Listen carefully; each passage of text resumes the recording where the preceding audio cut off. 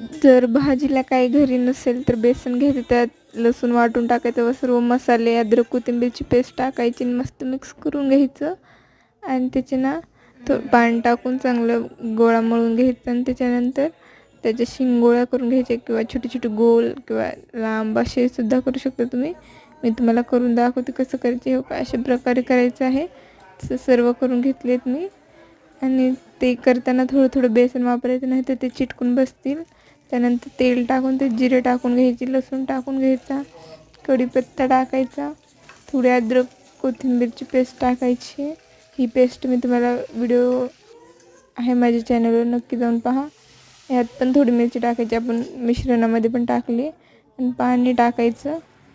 मी 1.5 तांब्या पाणी टाकलं आहे. चांगली उकळी घ्यायची. मी मॅगी मसाला टाकून घेते. तुम्ही तुमचे मसाले ॲड करा. मग सर्व शिंगोळ्या टाकून